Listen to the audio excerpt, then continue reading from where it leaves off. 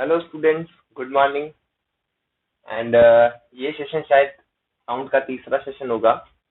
सो उससे पहले मैं कुछ जो डाउट्स आए हैं मेरे पास में वो उनको डिस्कस करना चाहूँगा। कि एक तो कुछ बच्चों ने कहा है कि शायद वीडियो थोड़ा फास्ट हो रहा है। फास्ट कुछ नहीं है बेटा, जो आप लोगों ने जो पढ़ा है, जिस वे में मैंने पढ़ाया है वो कोई फास्ट नहीं है। वो बिल्कुल इससे ज़्यादा अगर स्लो करेंगे तो वीडियो और ज़्यादा लॉन्ग होता जाएगा, 16-17 मिनट्स का वीडियो भी जाएगा। और maximum 1 to 2 definition we can cover maximum इसके हिसाब से, क्योंकि जो अभी से पहले वाला जो वीडियो आया है जिसके अंदर सिर्फ हमने एम्पलीट्यूड, फ्रीक्वेंसी और सिर्फ साइटिंग, ये 2 से 3 टर्मिनोलॉजी हमने डिस्कस करी है। नेक्स्ट वीडियो में तो हम अभी डिस्कस करने वाले हैं बाकी जो टर्मिनोलॉजी है। यानी कि आपका जो पार्ट 2 है, जैसा कि मैंने पेज 2 बताया था ना, पार्ट 2 के अंदर हम सारी बेसिक डेफिनेशन कवर करने वाले हैं। वो ही 3 पार्ट में डिवाइड हो गया है बेसिकली। इसके अंदर मैंने यहाँ पर टाइम पीरियड, एम्पलीट्यूड, इन सबको डिस्कस किया है। यहाँ पर दूसरी टर्मिनोलॉजी डिस्कस किया गया है, तीसरे वाले में एक और। यानी कि कुल मिला के ये वाला पार्ट ही आपका 35 मिनट्स का जा रहा है अप्रोक्स। ये इतना लॉन्ग पीरियड है इन सिर्फ टर्मिनोलॉजी के लिए कि क्या कहूँ आपको। So according to video lecture it is too long. तो वीडियो स्लो नहीं है, सॉरी फास्ट नहीं है, इट्स टू स्लो। तो आपको करना क्या है, एक तो जब जहां तक हो सके पहले वीडियो को कंसंट्रेशन के साथ देखें। आपको पहले समझना जरूरी है। कोई चीज समझ नहीं आ रही है, प्लीज रिकैप करें, वापस से पीछे वीडियो में जाएं और फिर से देखें कि मैंने क्या बताया। जब तक आप उस वे को नहीं समझोगे आपको वीडियो समझ नहीं आएगा। ये क्योंकि आपके लिए ये सब टर्मिनोलॉजी आई नो दैट बिल्कुल नहीं है, बट आपको बेटा इसी के साथ में चलना जरूरी है। हाँ, और अगर आपको कोई डाउट आ रहा है तो आप डाउट पूछ सकते हैं। मैंने आपको बताया कमेंट सेक्शन में आप पूछ सकते हैं डाउट्स। कमेंट करें नीचे, मैं कमेंट का आंसर जरूर दूंगा। और अगर मैंने बताया भी है कि सारे के सारे अगर डाउट्स अच्छे होंगे तो नेक्स्ट सेशन या फिर अलग से आपके लिए डाउट क्लासेस लगा दी जाएगी। आप डाउट के लिए आपके लिए एक अलग से सेपरेट वीडियो बना दिया जाएगा।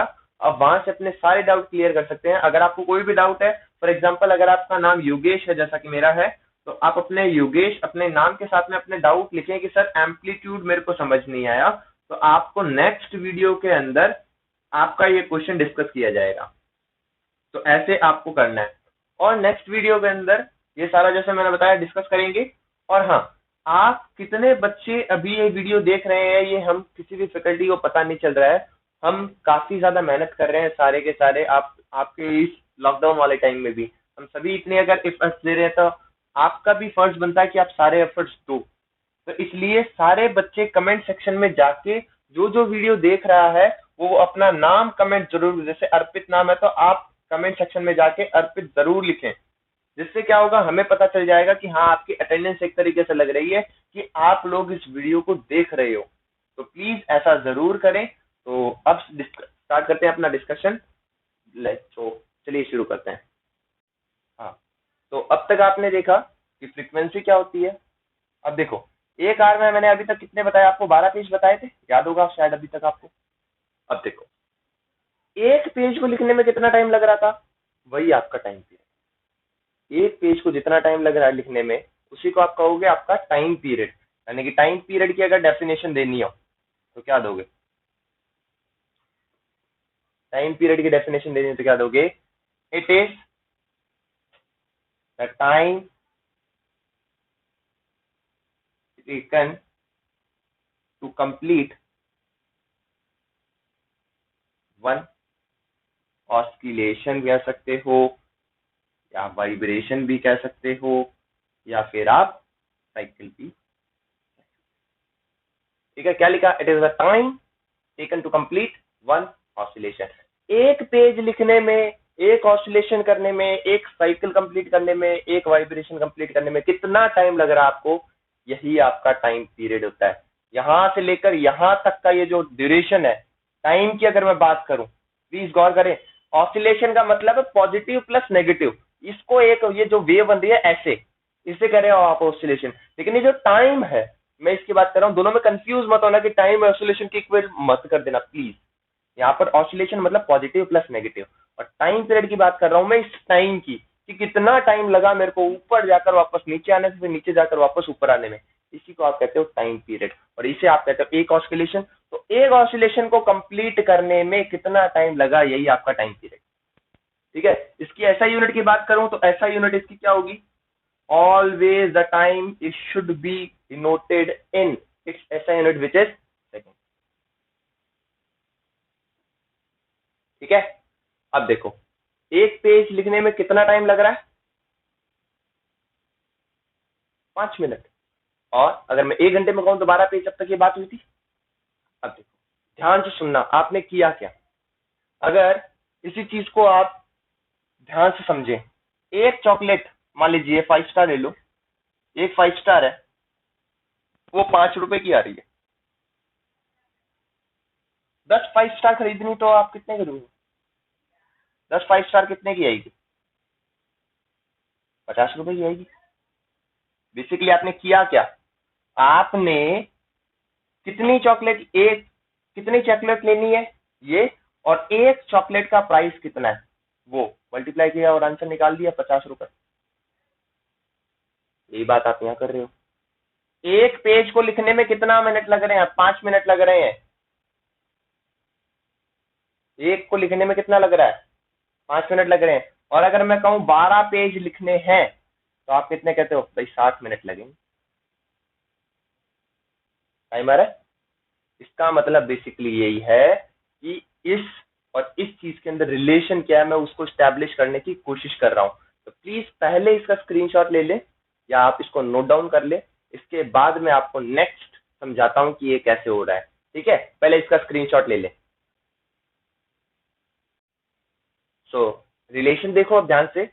टाइम की अगर मैं बात करूं, रिलेशन करना फ्रीक्वेंसी के साथ, तो देखो एक में कितना टाइम लगेगा, ऐसे कैसे पता चलेगा। देखो गौर करो, अगर 50 रुपए में 10 चॉकलेट आती है, 10 चॉकलेट आती है, एक चॉकलेट का अगर प्राइस निकालना हो तो आप क्या करते हो, 50 के अंदर 10 का भाग दे देते हो और 5 रुपए आ जाते हैं।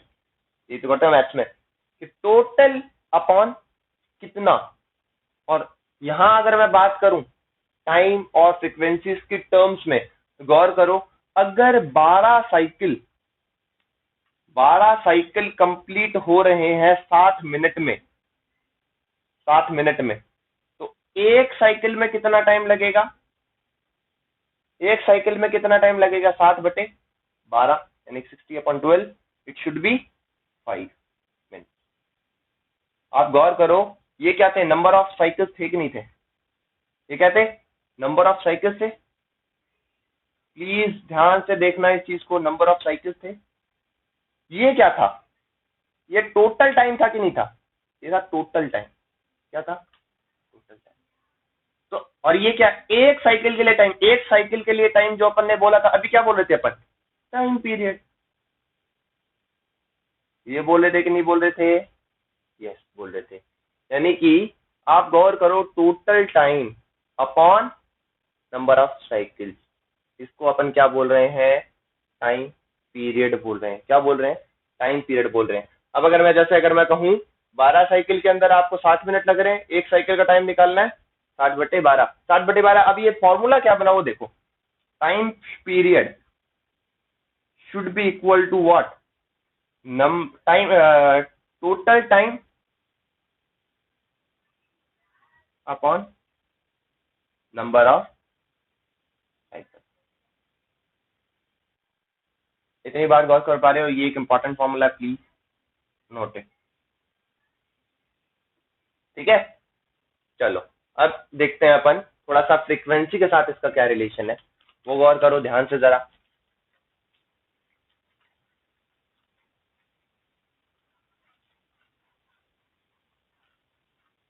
फ्रीक्वेंसी के साथ इसका क्या रिलेशन है, फ्रीक्वेंसी और टाइम एक दूसरे के जस्ट अपोजिट दिख रहे होंगे आपको कि भाई एक का निकालना है तो 12 का डिवाइड लग रहे हो, 12 का निकालना है तो 5 से मल्टीप्लाई कर रहे हो, यही तो कर रहे हो आप इतनी देर से। मतलब फ्रीक्वेंसी और टाइम एक दूसरे के रेसिप्रोकल, मतलब उल्टे उल्टे होते हैं। रेसिप्रोकल का मतलब होता है उल्टा, एक और दूसरे के उल्टा है। तो time period is equals to होता है 1 अपॉन फ्रीक्वेंसी। अगर मैं कहूँ, अगर आप फ्रीक्वेंसी भी निकालना चाहो तो आप क्या कहोगे, frequency is equals to 1 upon time period, ध्यान रखें, ठीक है। और फ्रीक्वेंसी की डेफिनेशन आप यहां से भी लिख सकते हो, frequency should be equals to what, frequency should be equals to what, number of cycle चाहिए ना हमें। नंबर ऑफ साइकिल कैसे निकालोगे आप, नंबर ऑफ साइकिल्स कैसे निकालोगे, number of cycle in 1 second बोल रहा हूं ना, तो आप ये लिखो ना, टोटल साइकिल यानी कि number of cycle, total cycle और नंबर ऑफ साइकिल आप दोनों में से कुछ भी लिख सकते हो, number of cycles upon total time taken. देखो ये फॉर्मूला और ये फॉर्मूला जस्ट एक दूसरे के अपोजिट है। आप यहां पर मैंने 1 2 3 और ये 4 फॉर्मूले लिखे हैं, चारों के चारों बहुत इंपॉर्टेंट फॉर्मूले हैं। डायरेक्टली इसके ऊपर क्वेश्चन आता है कि आपको फ्रीक्वेंसी दे दी जाती है, टाइम पीरियड निकालना होता है, टाइम पीरियड दे जाता है, फ्रीक्वेंसी निकालनी होती है। ये डायरेक्ट क्वेश्चन आता है न्यूमेरिकल बेसिस पे, तो आप ये भी याद रखें। एमसीक्यू डायरेक्ट पूछ लिया जाता है कि टाइम पीरियड जो है किसका रेसिप्रोकल है, या फिर टाइम पीरियड का फॉर्मूला क्या होता है, फ्रीक्वेंसी और टाइम पीरियड का रिलेशन क्या होता है, डायरेक्टली फॉर्मूला बेस्ड क्वेश्चन आता है। तो प्लीज प्लीज प्लीज इन सभी फॉर्मूलोस को अपने दिमाग में रखें, और इन सब का हो सके तो एक बार पहले स्क्रीनशॉट ले लो और इन सभी रिलेशंस पर एक स्टार मार्क कर लेना, ये बहुत इंपॉर्टेंट रिलेशंस है, ठीक है।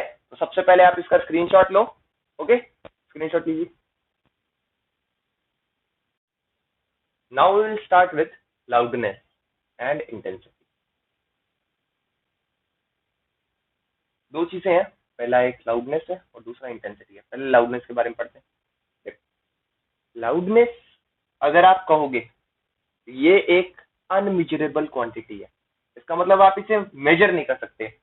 बेस्ट एग्जांपल देता हूं, मान लीजिए आप 2 से 4 फ्रेंड हो, ठीक है। एक फ्रेंड है उनको काफी तेज सुनाई देता है, दूसरे वाले को मान लीजिए सुनने में थोड़ी प्रॉब्लम है, और तीसरा वाला मान लीजिए फॉर एग्जांपल बहरा है। 3 दोस्त हैं, इनमें से एक को काफी तेज सुनाई देता है, दूसरे वाले को ठीक ठाक सुनाई देता है, तीसरा वाला बिल्कुल बहरा है, डेफ है जिसको आप कहते हो। अगर ऐसा है तो अगर आप कोई भी सॉन्ग प्ले करोगे या फिर कोई भी आवाज लगाओगे किसी को, तो पहले वाले को सबसे ज्यादा सुनाई देगा, मिडल वाले को मिड रेंज का, और क्या तीसरे वाले को सुनाई देगा क्या? This is no possibility, there is no possibility for that. क्यों? इसका सीधा सीधा रीजन है कि भाई ये लाउड कितना है, कितना तेज सुनाई दे रहा है, ये किस पर डिपेंड कर रहा है? सामने वाले के कान यानी कि ईयर्स की कैपेबिलिटी पर, कि वो कितना तेज सुन सकता है, उसकी सेंसिबिलिटी क्या है ईयर्स की, उस पर डिपेंड कर रहा है लाउड। क्या आप इसे मेजर कर पाओगे? नहीं मेजर कर पाओगे। क्यों? क्योंकि ये it should be vary with person to person, human being to human being और animal to animal, it should be vary. तो इट इज अनमेजरेबल क्वांटिटी। तो पहले तो आप यही कहोगे it is unmeasurable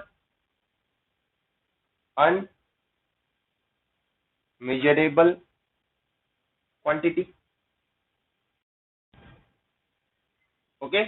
second point अगर आप कहोगे, क्या कहोगे कि भाई it is directly related to और डिपेंडेंट और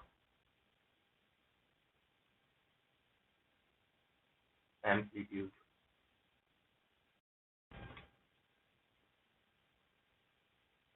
ओके, सो यहां तक बात हो गई कि लाउडनेस जो है वो मेजरेबल क्वांटिटी नहीं है, और ये डायरेक्टली डिपेंड किस पे करती है? आपके एम्पलीट्यूड पर। एम्पलीट्यूड क्या था? Maximum deviation. And it also depends on